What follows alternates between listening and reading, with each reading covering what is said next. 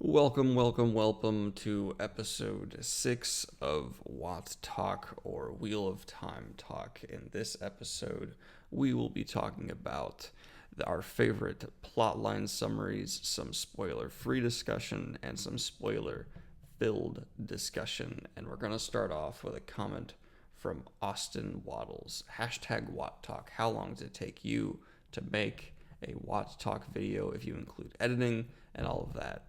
Well, this one I am starting at around 6 a.m. and it'll probably be up and loaded and done by 9:30 to 10. So 3.5 to 4 hours is pretty much what I'm averaging here. There was one that was a lot faster than that, but other than that, it's been pretty consistently in that time frame. From Bedtime Bookworm again. I'm sure you're all familiar with her channel at this point. It's wonderful. I feel you. I totally feel you. One, being nervous. Oh, you have a typo here, Bedtime Bookworm. I'm calling you out. I totally feel you on being nervous about talking about the series on a platform. I'm calling you out for your typo. I still get nervous about it. There are so many details that I worry I missed / forgot something. Oh, or plain get something wrong, and people will come for me in the comments. But hey, we're all human. Interacting with fellow fans is totally worth it, though.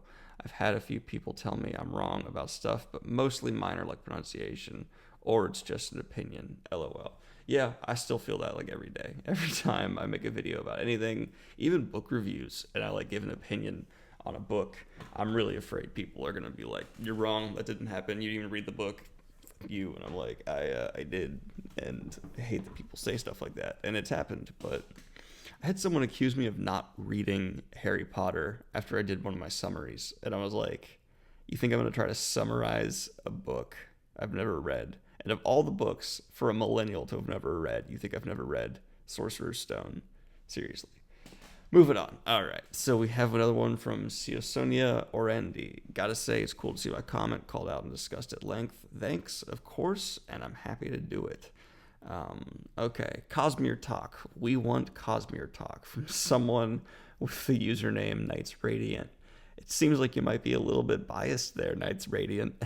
It only got 2 upvotes. I don't know if that's enough for me to feel like I should be doing Cosmere Talk. That's not a whole lot there, man. I don't know. I'll consider it, especially if there's more discussion of wanting it in the comments down below. From MDNEAL79. Spoilers. Hashtag Watch Talk. Which scene in the Wheel of Time series hits you right in the feels? What one scene that if you were shipwrecked on a small island with only a few pages of one Wheel of Time book, what one scene would it be? I have 2 scenes, and then I cut off his comment because I wanted to talk about this one. You include some spoilers here, and I want to do it in spoiler free. So I've had a strange thing with Wheel of Time and me in these scenes. It changes every read through. Every read through, it feels like a different scene hits me in that way. Hits me in kind of a, oh wow, I never really thought about it that way. And I think that's kind of the beauty of the series is with context, so many things change. And when you reread the series and those things change, it causes other things to mean kind of different things throughout the series. On my first read through, obviously there was the typical scenes a lot of fans talk about. I'm not going to get into them for spoiler reasons. But now on my most recent read through, what really struck me, this isn't much of a spoiler, but was just how peaceful the main group's upbringing was, and how well Robert Jordan captured how much they were jarred and disturbed, and just seeing the big wide world in the first couple of books really messed with these kids, because they were just kind of peaceful farm kids, and then going from that to being even just in seeing the city and poverty and corruption and all these powerful people, it jarred them. And I think Robert Jordan did a wonderful job capturing that. So I like your comment here, because it makes me just think about another whole aspect of the series I appreciate. And I think this is one of the most justifiably rereadable book series of all time. There's so much that changes in context. I think that was very deliberate. One of the few criticisms I have of Brandon Sanderson was just, I don't think he understood some of the building momentums for some of the side plot lines and side characters, and that reflects in the last book in the execution of a few of them. I'm not going to get into details, of course, for spoilers here, but there were some things that I really feel there was a deeper meaning building in the series on read-throughs, and in the final book, very few of them, if maybe none of them, came to a head. And granted, that could be me misreading this stuff. I mean, Brandon had Robert Jordan's notes. I did not. But it just seemed to me that there could have been a whole other book just for helping resolve plot lines that never really got resolved, in my opinion. Of course, none of them are huge. None of them are, earth-shaking. A lot of them just kind of feel like they were there to me, if that makes sense. Like kind of a thing on the side. But I don't know. It's just character dynamics that I feel like suddenly changed. It's one of the few criticisms of Brandon Sanderson's writing of the last couple Wheel of Time books I have.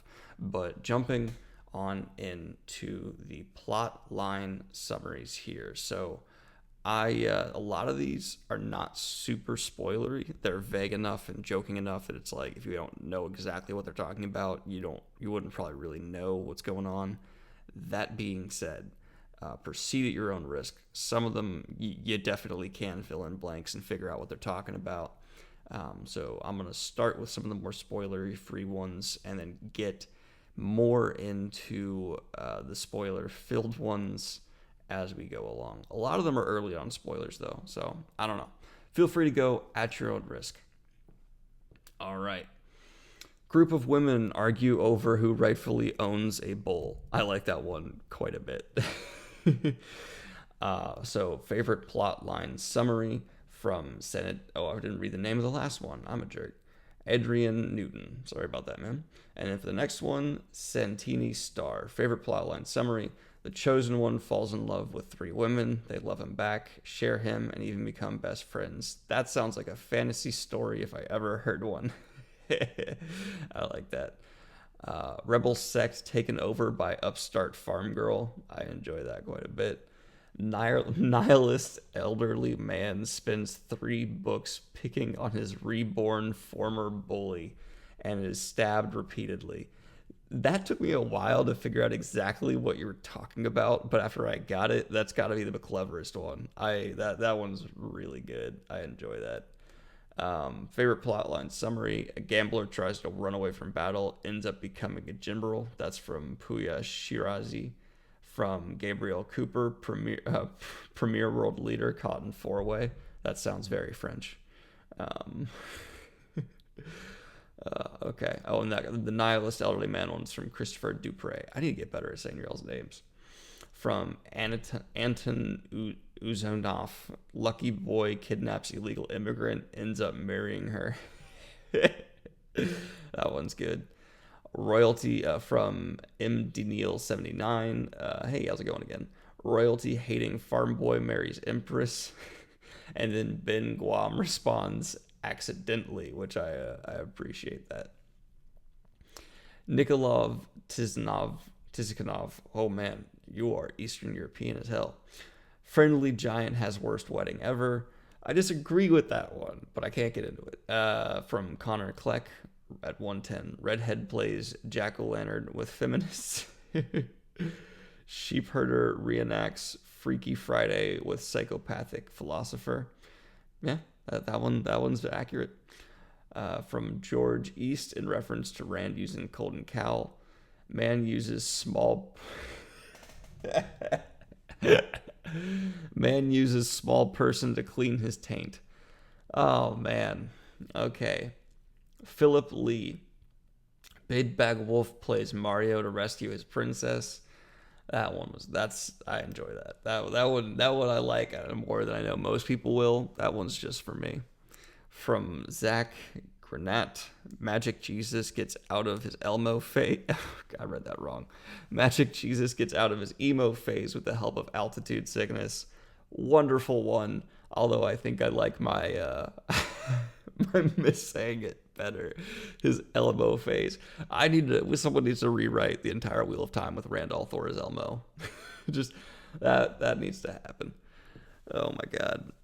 Make Matt the Cookie Monster. There you go. Or Luce there in the Cookie Monster. Just start hearing a voice in your head. Cookie. God, I'm an idiot. All right. Hashtag Wash Talk from Vance. Oh, and the last one was from, I already said that. From Vance. Washed up musician beats young star in code. And it, man, I got to get this right. Hashtag Wash Talk. What? Just said hashtag Wash Talk. I've been up since 5 a.m., y'all. Can you tell? From Vance, hashtag WoTTalk. Washed up musician meets young star and is cajoled into coaching him to rise to the top. That's one way to take a look at one of my favorite characters, man. I get where you're coming from. I see it. Sounds a little different, without any context. From Matthew Stormblessed. I'm going to take a shot in the dark, Matthew, and assume you also want me to do Cosmere talk, don't you? Hashtag WoTTalk. Gambler searches tower for older woman who thinks he is special. I like how you're bringing an aspect from the earlier series and combining it with an aspect for the later series. Well done. Well done. Suisan Ordani again. Diminutive princess shuns pedigree, learns magic, finds the chosen one, and bull rushes a crazy brunette through a magic doorway. I like this. It's good. It involves Moraine, so that's fantastic. That being said, I'm pretty sure the woman she bull rushes through a doorway has black hair. I'm gonna say that, I'm pretty sure. I think you got a detail wrong. And if that's so, you're never allowed to listen to WoT Talk again. No, I'm kidding. I get details wrong all the time. And then the definitive best one, highest voted, one that actually made me laugh so hard I spat up some water when I first read it. This one is brilliant. It should go down in the Wheel of Time Hall of Fame. And I'm going to get into it right now. Are you ready for this? Because I'm ready for it. Favorite plotline summary. I gotta read it without laughing. That's the difficult part. Former peddler turned evil crack addict seeks to thrust his taint into young red-headed boy. Now, this is like art for many reasons. Now, I was actually afraid that half of these would involve the taint. Because, if you're going to make a summary involving the word taint is just going to make it funnier. But only a couple did. And the couple that did were really good. But Brian, what you made here, this is like the Van Gogh, the Starry Night of WoT comments so far. So good job. I appreciate you. And I enjoy what you contribute to the channel. It's highbrow. It's high-class humor going on here. And I like that, y'all. So that was the plotline summaries that I picked out, guys. There were a lot, and there were some good ones I couldn't pick. There was also some discussion started by a couple, which I really appreciated, seeing like a funny summary of a Wheel of Time plot turn into a legit discussion. Wow, what a wacky, weird, wild thing they have going on. And now we are going to move into the spoiler-filled comment section. This usually involves the most discussion. It's usually by far the longest portion of, this whole thing. And I look forward to seeing what you guys have going on, because there have been some really good discussions recently. And starting with John, Mason, Neil, JMN, Memory of Light spoilers. So right off the bat, if you stuck around for the last section and you haven't finished the series, I recommend going away. Really appreciate your work and words on these talks, Daniel. Thank you, man. But recently I have been screwing up a lot when it comes to pronunciation and talking in general. And I had an anxiety issue last night. I didn't get much sleep. I'm trying here. I'm pushing through, man. I hope you guys can hang in there with me. Next week I'll be better. Next week I'm always better the next week. Regarding the future of the Black Tower, there is a point. Oh, right, because I remember I asked you guys last episode what you thought would happen to the Black Tower, and I like this guy's comment in particular. There is a point in A Memory of Light where Min views Logain and...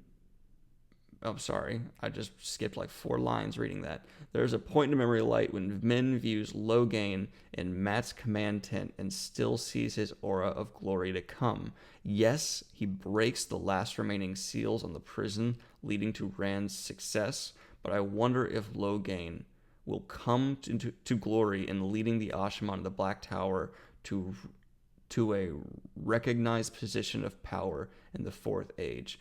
The moment of clarity that Logain is set upon when the women and children regard him and the other men who can channel with awe and wonder cues me into this. Do you have thoughts? Man, speaking of moments in the series that give me like chills and feels, in like I think it was my third read through, Logain was someone I latched onto. Just how much he goes through. He deserves more time. I liked him and his arc so much more than Taim. And Taim's great, but I just wish Logain got as much time as Taim did. And I loved that scene. I loved this kind of him realizing, him begrudgingly stepping into this role. It's wonderful. My personal thoughts on this. I'm going to go ahead and give my personal thoughts on what I think will happen in the Black Tower. So, I don't think it will reconnect or regroup with the White Tower anytime soon. I think the Black Tower will come into its own position of power. I think it will become not a rival to the White Tower, but essentially like a differing political force. It'll also have its influencers with rulers. It'll send its own advisors, and they will be basically, it'll be something that puts the White Tower in check, because that was one of the biggest problems throughout the series. There's nothing putting the White Tower in check. It's power. And I think the Black Tower and the White Tower at first will kind of balance each other out, be something that puts each other in check. But then it will inevitably lead to them becoming closer and closer, and them having people living with each other and bonding each other, and eventually they'll probably just become intermingled, intertwined to the point where they're just one group with two bases, essentially, because the Black Tower becomes substantial enough they can't just abandon it. I think they'll essentially just bleed into each other to a point where they're no longer distinguishable. I mean, there could be a man leading the White Tower, a woman leading the Black Tower, and then they just become one big gray tower. It just becomes one and the same. So I'm right there with you. And I think a lot of that will be due to Logain's leadership, because he goes through so much, yet he's still such a good leader. He's still such a good person throughout the series. Yes, he has this big revenge boner going on, but you can't blame him, and he never lets it blind him. He's one of the most underappreciated characters in the series, and I think I've said that before. From Arch, I agree that the Reds have the right to be skeptical, but once Rand claims Kalendor, there's very little doubt that he is the Dragon Reborn. And this led to a longer discussion in the comments that went back and forth that I think both sides had really good points. And I agree with what you're saying here, but at the same time, it's so ingrained in them that they need to hunt men who can channel, that men who can channel need to be, taken down. And there's something that I think enough people don't realize. Who says everyone has to believe these prophecies? Who says that they're required? I mean, not even in our society does everyone believe in religious texts and stuff like that. Yes, there's magic, but you could totally be justified in having the skepticism of, look, these prophecies are 1,000 years old. They're, who says it has to be this way? Maybe it's wrong. Look how powerful the White Tower is. Maybe we can handle these things. I get some of the Reds that are like, why would we let a man who can channel, someone who is clearly going to go insane, someone who, we've fought his kind our whole life. They're always horrendous. They cause mass extinction events in towns. Why should we trust one of them? So I'm not disagreeing with you. Once he holds Kalendor, for anyone who's reasonable, there should be no doubt. I'm not a Christian, but if suddenly Jesus came back, was walking on water and was saying this, doing all that stuff, I'd be like, all right, I was wrong. Let's talk. But I still get their skepticism in a way. I just appreciate it, if that makes sense. I don't know. That's where it's coming from my logic. From IPA or IPA. I don't know which way you wanted me to say it, my man. But I don't like IPAs. I think I said that last time I read one of your comments. So I'm going to go with IPA. I think, assuming there wouldn't be any large conflicts, no Aiel versus Shan Chan World War or anything, Black Tower would eventually become the first individual political force and later unite with the White Tower. Oh, I forgot to hit read more in your comment, man. Let me fix that. I'm not going to sit here and let your comment go unfinished. That would be unexcusable of me. And I do that so much. I read a comment and then somehow take a screenshot of it, and I forgot to hit read more. I guess I like the way it started. I don't know. But I like more of this future of the Black Tower talk. I was hoping for more comments on that. I didn't actually get a ton. But it's one of the biggest questions left open in the Wheel of Time that I think we're allowed to really delve into as readers, and it's of course deliberately left open to us. I think there's probably hints like the future of Logain, the glory there, but I feel bad that I did not give your comment the read more click. Can you tell I'm delaying until I have it pulled up? Because I almost do. I'll get there soon. I promise. All right, let me search IPA on the page. Boom, there it is. All right. Oh my gosh, this is a long comment. Wow. All right, now I see why I needed to read more on it. Well, let's dive into it. I think the first phase where the Black Tower becomes powerful and respected would take at very least 60 years. So with the aging slowed down for men who can channel, they pretty much have the first generation of male channelers there. So that's important to note in your comment here. Once most people who were thought to think that male channelers are evil died, new generations would accept Black Tower much easier, kind of like rock music. Interesting point. I don't think it's as simple as rock music, though. I would look at it more like racism. Racism's still a problem, and it's been 200 some years. I think it would take longer, like something like that would. I'm just going to disagree with you there. Second phase, where the towers unite, would take at least a couple hundred. Once majority, if not all, old Aes Sedai from the Tarmangaiden were dead, new generation of channelers, the same authority as female ones already possess, might not be quite that simple. After all, it would mean female Aes Sedai giving away part of their political power to someone else, and people are not good at sharing their power they already control, so this might take a really long time, anything between 500 to over 1,000 years. That's kind of the time frame I'm looking at when it comes to male channelers. That being said, I think it's totally possible before the Black and White Tower reunite, the White Tower opening its doors to male channelers. I think they could get a few and then be like, well, we're not going to unite with the Black Tower. We're just going to train men who can channel over here. And I think that actually is a very legit option for them. And then kind of maybe treat the men not as well as female Aes Sedai and make male Aes Sedai. And it would take some time for that to happen. Eventually, people would think male and female channelers are equal and see how they unite power is much more potent than either gender alone. Yeah, that's going to be the driving, uniting force, is the fact that together they are so much stronger. At this point, towers might not be strictly necessary anymore. Tarvalin and Black Tower might just become great cities. New dyslexia sucks. With a lot of political power, while people with training the one power would be found in every corner of the world. This is assuming everything would go nicely without large-scale military conflicts. Strong forces like the Shan might throw the whole thing in a very large detour, especially when channelers live as long as they do. I personally don't believe in people being able to change their deeply rooted opinions on major topics. And in the world of Wheel of Time, male channeling is the major topic. Yeah, man, that's why I think it's more extreme than rock music.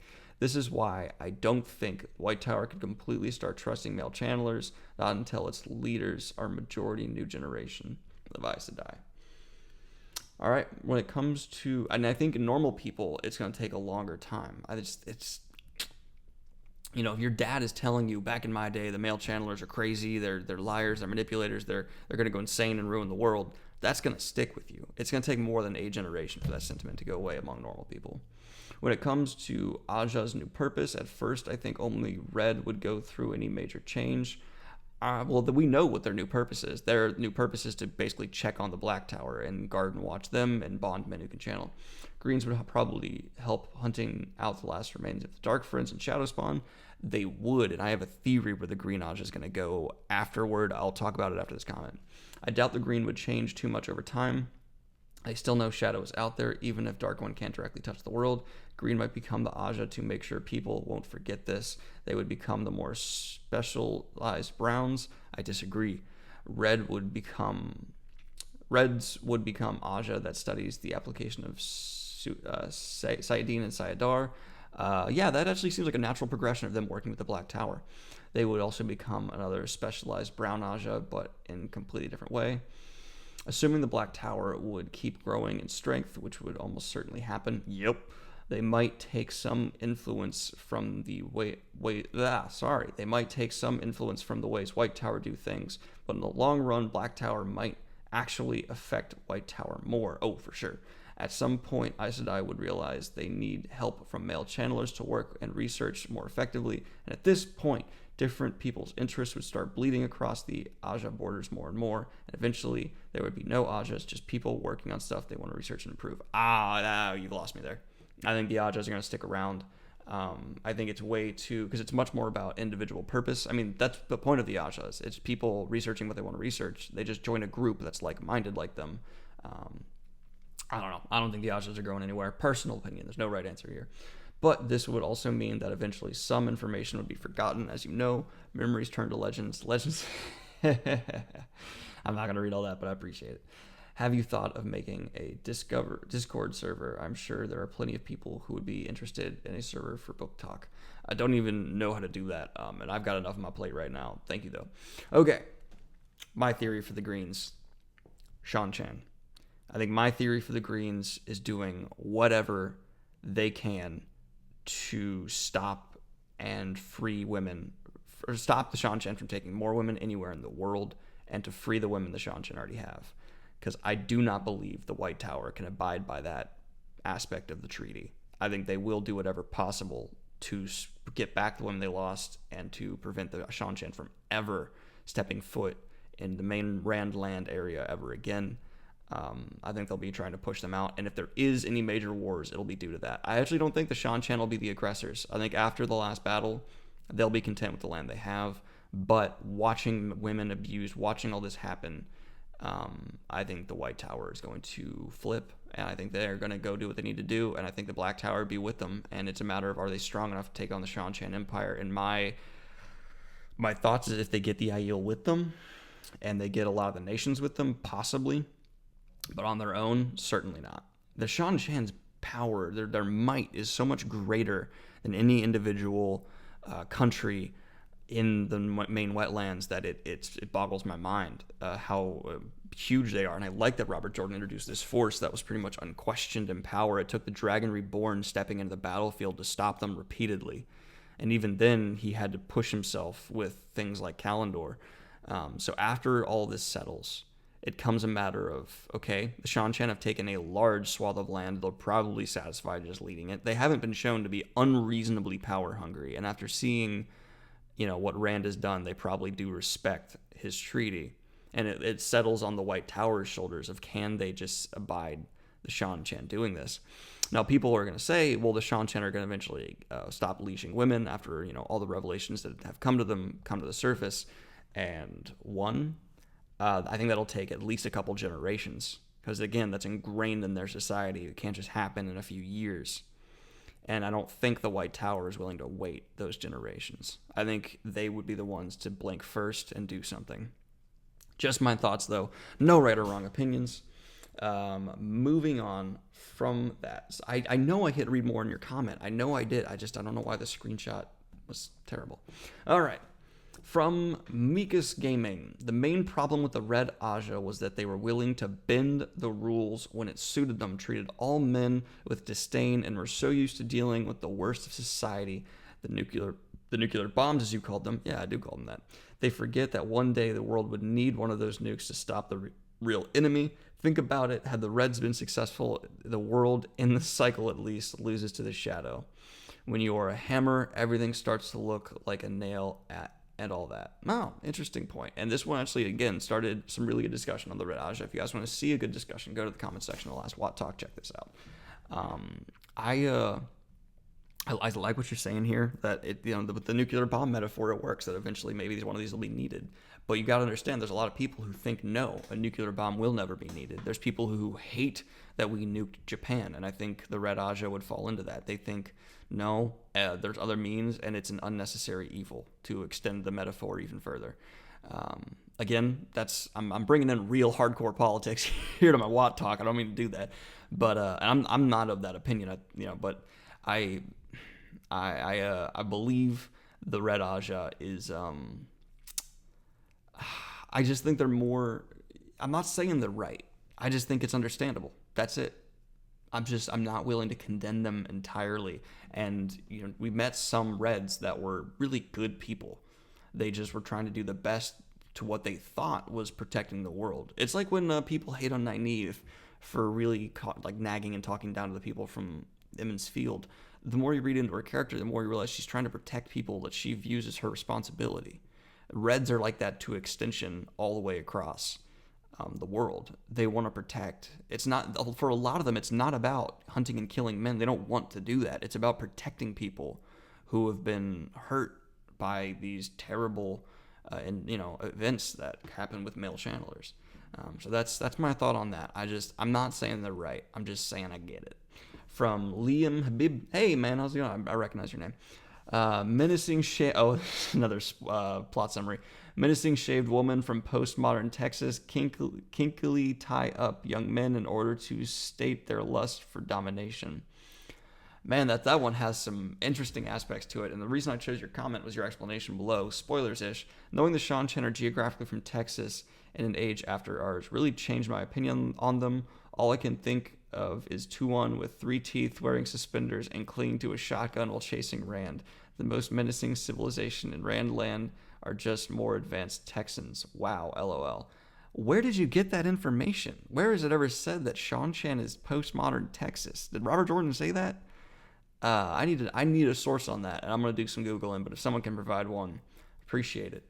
Because that is a heck of a change of how I view everything, especially since the Seanchan are majority black, or almost entirely black. From Joseph Sheridan. My only real problem with the Wheel of Time is the dead end of characters for the Ogier. They had a great side plot, but it stopped, and they were never mentioned again in the last book. And then someone commented, Ogier could be a great subject for another WoTTalk. They really could, and that's a possibility for the future. But, that being said, I kind of agree, but I don't really think they could have had much added. Sorry, stretching here. I don't really think they could have a whole lot added to their arc. I agree with you, but at the same time, what more could have been done? I would have really liked seeing a lot more Ogier action in the last battle. I think there was some, but not enough. But yeah, I get where you're coming from. But with so much going on and so many other things needing serious discussion, I don't know. I'm going to disagree with you a little bit because I would have given more to Pot and Fane. I would have given more to just some character relationships that I think needed more closure. I loved Loyal. Don't get me wrong. That dude was my G. But I don't really see where else you could have gone with him. From Brian Wagner, spoilers for The Gathering Storm. Thank you for listing the exact book. What a man. You know, most of the Red Sisters we really get to know who are not also black or relatively decent people. Sylviana is smart, sharp, and willing to stand up to Elida at the height of her lust for power for what she believes is right. Tessalin genuinely cared about helping Elaine and Nynaeve escape Elida's grasp and outright refused to run. Matt could help save other women who were captured by the Seanchan. You got a typo there, buddy. Even if they were rebel Aes Sedai, because no one deserves that fate. Also, I missed that last week. She totally gets my vote for favorite side character. Interesting. Pivara believes in the ideals of Red Ajah and fights Dark Friends corruption wherever she can find it. Really, for the most part, the Reds are just like any other Ajah. They have some good people in them, some bad people. The issue is just the absolute worst people in the Ajah get the most screen time by far. Yes. As a whole, I doubt the Red mostly consists of nasty, man-hating, overly righteous sticks in the mud. That's just what their biggest rivals, i.e. the main cast, believe. Yep, it's the whole perception thing we were talking about last time. To be fair, we do see some shocking number of Reds who are black. Yeah, or the black Ajah. Yeah, I agree. I, however, believe these are several reasonable explanations for this. Reason 1, Gillian Casbane was the highest and also a black Ajah, so that allows her to know and manipulate and convince members of her own Ajah to become black as well. You're right.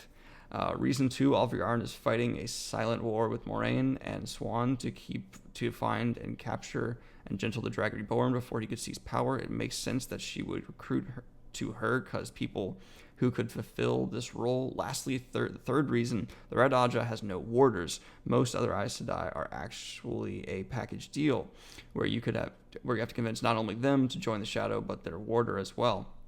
Or the Aes Sedai be cunning enough to lie to a warder constantly, which would be hard to say the least. Unbelievably hard. With a Red, you could bypass the issue. And that's my ramble on the Red Ajah. Sorry for the essay. No, you're fine, man. I love these long comments. They give me a lot to talk about and discuss. They're the best ones. Except for when you talk about a crackhead putting his taint on a redhead. No, I agree with a lot of what you're saying here, especially with kind of like if you have a couple high-powered ones, then it's going to fester. You know what I mean? If you put a couple of blacks and Black Ajah, Black Sisters in power, then it's going to fester and build, and they'll bring more right along with them. Philip Cersei, I don't know how to say it. It would have been nice if there was a section in the series for some interaction between the Aiel and Tinkers, them acknowledging each other as cousins or coming from the same people. I know it mentions the Tinkers getting passage into the waste without reproach, but I don't remember any actual acknowledgement. Only the Roydion test, maybe. At the end of the series, I think it just would have been odd if we had interaction between the Tinkers and the Aiel, because we've seen the Aiel have such a hard time coming to grips with what happened and their place in the world now with the put in context.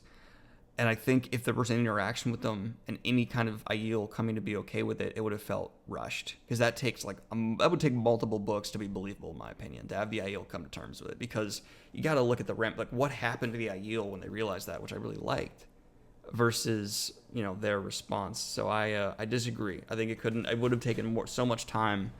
Oh man, my fan just turned on. Rise, I'm about to finish up. I wouldn't have liked to see that. From Michael Graham, it's hard to have a favorite subplot in a work with it's hard to have a different subplot in a world with in a work with difficult to enumerate subplots. Phrasing, I don't know. That's weird. It's hard for me to read that. I don't know why. But one that is intriguing to me is the dragon attempting to leave a positive legacy through the founding of schools, the Black Tower, and trying to forge the dragon's peace, and probably other things like removing the Coden Cal. Just say taint. Coden Cal. I last listened to the audiobooks, so I forget how to spell it. Oh, and it reminds me, probably the biggest legacy, other than the fabric of reality being saved. That's probably the biggest right there. From a truly twisted ending, using the statue keys to clean the taint from Saidin. But his schools quickly invent steam locomotion. Yeah, that's kind of glossed over. That's a huge deal. So who knows what heights they will reach developing technology, especially when combined with magic. Yes, absolutely. Magic will propel their progression to such high heights. That's an interesting thing to look out for. I hate that he just left the Black Tower to Taim at first, as Taim always seemed slimy. Well, it's the best option he had. I think if Logain had come first, he would have definitely left it to Logain. But yeah, I think the technology will progress so fast. The fact that Rand found schools and these libraries, to me, is amazing. It makes him just by default great leader. If you're promoting education and knowledge in among your people, great leader. That sums up a lot of my political beliefs right there. Just push knowledge and education right along there. All right, moving on. From Chase Ashton. Thanks for the comment mention again, Dan. Well, you're gonna have to thank me again, K Chase. I guess my point wasn't that I think Varen flipped back and forth between light and dark, but that she was forced to go dark to save her own skin, as she says, or die.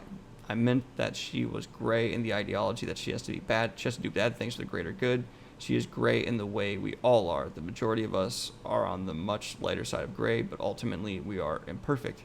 If we were all perfect, If we were all perfect, life would be pointless and meaningless. Varen knows how to get dirty and get things done. She's not innocent, but she is worthy, sacrificing her life, raising the chances of life survival. But I think most Robert Jordan characters fit into that. A lot of people in this series who are supposedly good do a lot of gray things. But yeah, Varen's a very good example of that. I agree with you. But I would say she is still innocent. In my mind, if you do something evil, but it's for the greater good, you're not, for lack of a better word, you're not tainted in any way.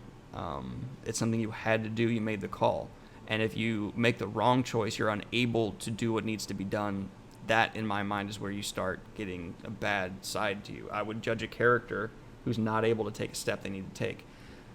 And that will be the last. Actually, I'll do one more comment here from Arch again about the Reds. Actually, is this saying anything? I'll do your TLDR here, Ash. No male Aes Sedai until some sort of gender equality social movement happens. This is about the image of the male channelers needing to change again. And yeah, I agree with you on that. That's for sure. And then he finishes off with saying, "Side note: Am I the only one who doesn't understand why Rand gets bonded at all? Like, is there any practical purpose at all?" Well, okay, that's actually that's worth some discussion real quick. So, why do the girls bond Rand? Well, let's start with the first Aes Sedai who bonds him. That one makes complete sense. The White Tower wants a track, a location, some knowledge on what's going on with the Dragon Reborn. So that one I think we all get. But why do the girls do it? When you're in love, you want to be as close to the person as possible. You want to understand what they're feeling. You want to. It's a much more. It's not a logical, practical thing. It's we love this person. We want to know what's going on with them. We want to know they're safe because there's so much going on in the world. There's so much danger that it becomes, if you had this option, you take it, even if that person you know is gonna be going through a lot. I mean, the last time, if I was in love with someone, I would absolutely, if this was an option, if I could bond them, I think it would. If this was a thing in our society, people could bond anyone. It would happen at marriage, and that would. Can you imagine how much it would improve your relationship's communication if you really felt and understood what the other person was feeling? So yeah, I get why they bonded him, and I'm gonna disagree. It becomes a matter of, look, we want to know what this person's doing. We want to know if they're in trouble, and that is episode 6, and that is episode 6 of WoTTalk, guys and girls. I hope you enjoyed it. I need to go get about 3 more hours of sleep after I upload this. Wish me luck. I will not be responding to comments probably for a couple hours. But your assignment for next episode, what I'd like you guys to comment down below, if you were dropped into the Wheel of Time world with no abilities, no channeling, no wolf brother, none of that stuff, you could be dropped anywhere. Where would you go? Would you want to be in Shan-Chan? Would you want to go to the Aiel Waste? Would you want to just be, where would you want to go and why? Let me know. Let me know if you try to contribute to the last battle, if you try to fight the Shadow, or if you would be like, nope, I'm out. No thanks. Don't want to see a Murdral. Let me know. I'd appreciate it because I think this will be an interesting thing to see how people view the world, where is safest, where is most dangerous, and whether or not you think you could actually help out with your knowledge of the series, because you do go in knowing everything. All right, y'all. Have a good one. Like and subscribe if you'd like to support the channel and what I do here. Peace.